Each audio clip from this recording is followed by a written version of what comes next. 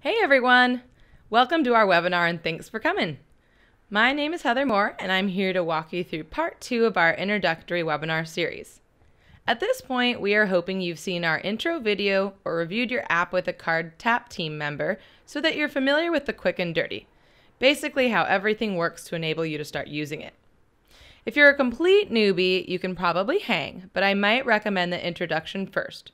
All of our webinars are located in the Support Center, which you can find by clicking Help and Support under the Learn More tab from our main website, or the Help tab if you're already logged into your online dashboard.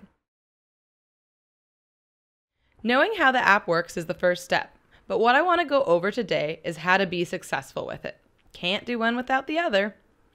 And success with the app comes down to one simple thing: sharing it. Since we launched AgentTapp, we have witnessed people do a lot of right and a lot of wrong things when it comes to sharing the app. And the results they get have a direct correlation with their efforts. So today we are going to delve into what I call the art of the share, sharing the app in a way that will create meaningful results for you.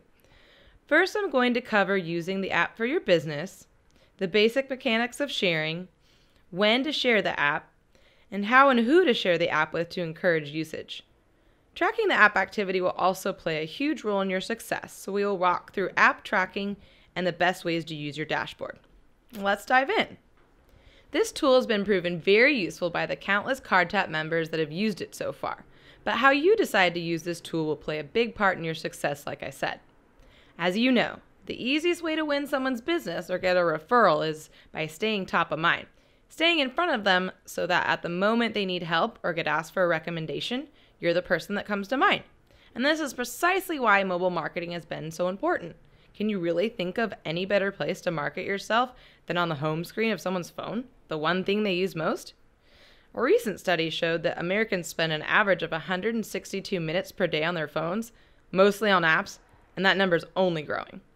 But let's be clear, having the app isn't going to do much for you. You really need to commit to using this tool if you want to see any return from it. So you know what that means. You're going to have to get it on other people's phones. So let's talk about that. You may be familiar with how the app is shared, but let's review it one more time. The best and easiest way to share the app is the built-in share feature you find inside of it. All you have to do is click Share, type in your intended recipient's name, their phone number, and then any notes you want to keep for yourself. A lot of the time we see people accidentally use the notes section for information they think will get texted to the person they're sharing the app with. But that's not the case.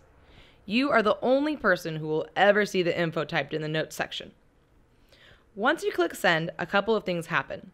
The first and most obvious is that whoever you sent the app to gets a text message with the link to download your app. But you have also created a record of this event in two places. Every time the app gets shared by anyone including you, a tapper will be created in your dashboard. You will see their name, number, and those notes we talked about. The best way to use notes is to log information about the person you think would be helpful for later. Or if someone's referring you through the app, they put information there they want to share with you to help you follow up with them. You will also receive an email from us that includes the same information. This functions as a great notification when someone besides you is sharing the app. Because the tapper is created the moment you share the app, it's important that you do not reuse these text messages or send the app to yourself and forward it on. It will throw your tracking off, which you definitely don't want. We also recommend you know how the app installs on each phone. If you're an Android user, iPhones might seem like a foreign language and vice versa. In our help section, we have an article with visual guides on how the app installs on both platforms, but here's what it looks like for each. The link from the text message you send will open in an internet browser for both phones. With the iPhone, you simply click on it and your phone will guide you through the next few steps while you add it to your home screen. With any Android device, the link will open in a web browser and then forward you to the Google Play Store, where you simply click Install like you would any other app.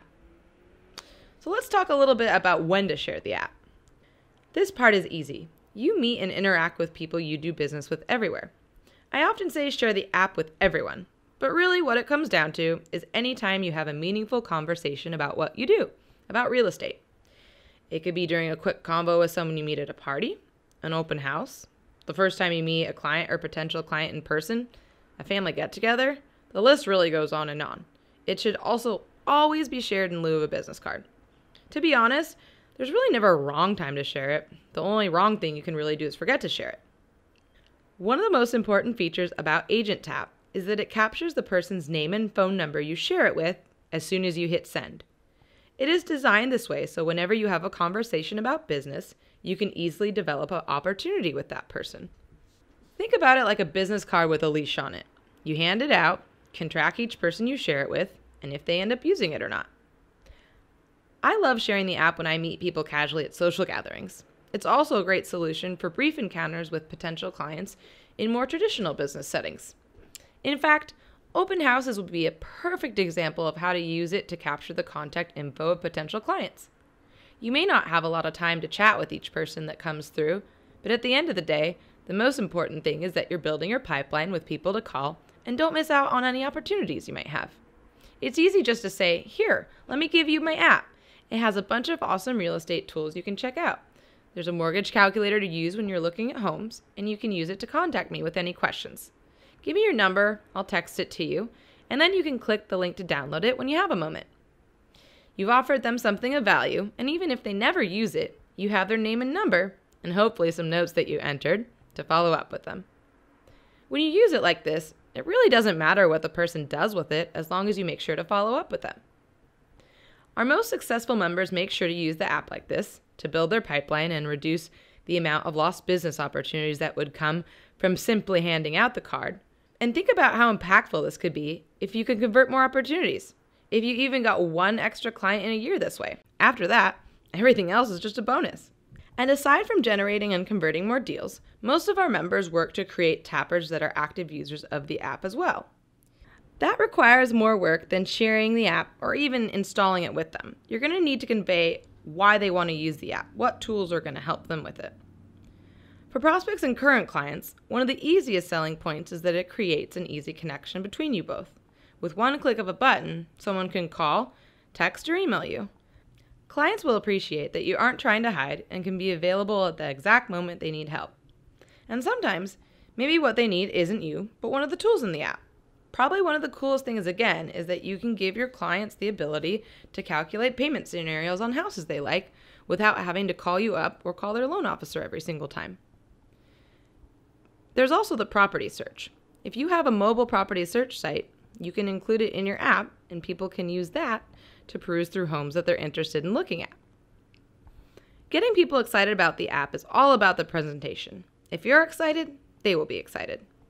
Before CardTap existed and our co-founders were still strictly using the app for their business, I overheard them casually sharing the app with clients all the time.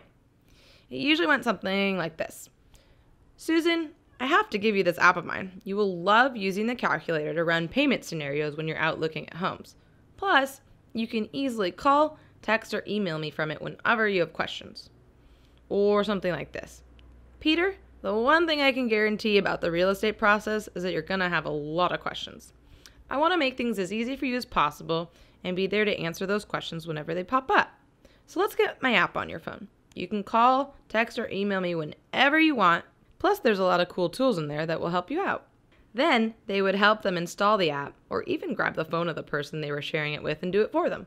You can also get your clients into the habit of using the app if you use it together with them when you're out looking at homes. Help them run payment scenarios and teach them how to share the app too. One little pro tip if you're working with a couple is to share the app with one of them and then have them share it with their partner. Seeing it in action really helps people understand how to use it better. Other people you want using your app are what I call your cheerleaders. They're other professionals that refer you business, past clients that you've turned into raving fans, and friends or family members that will recommend you. A lot of the time, these will be your steady referral partners or the people that refer you business simply because they like you. Have a home inspector you work closely with? A best friend that sends you business from time to time? Perfect. Get the app on their phone and show them how to share it. And since, let's be honest, this group of people won't get as much utility from the app, you could always run referral contests or reward people who have shared your app with a gift card, cup of coffee, etc. The nicest part of all this is that you can keep track of each time the app has been referred right in your dashboard.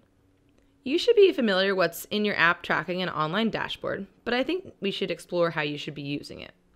Make sure to log into your dashboard every day. You will want to see who is using your app, how the app's getting used, and if you're getting referrals through it. The first thing I recommend doing is sorting by last tap. This will show you who used the app most recently.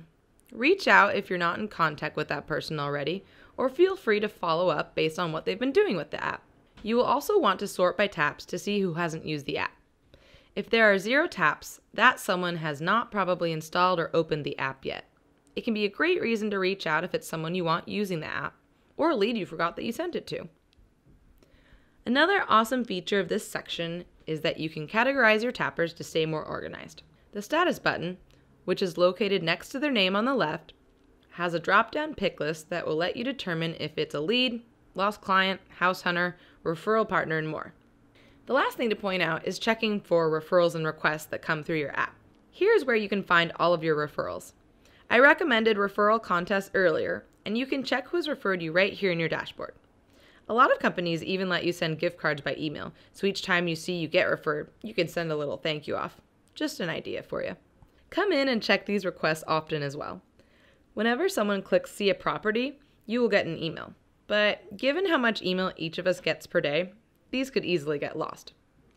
Clients who use your property search through the app are also logged here, so it's easy to tell who is getting aggressive about finding a home. Alright, I think that's about all I have to cover for today, so get to sharing your app. The beauty of it is, once you get all of this into practice, it will become second nature. On average, our top users add about 20 tappers per month. So to become a CardTap top performer, that's only going to be about 4 a week.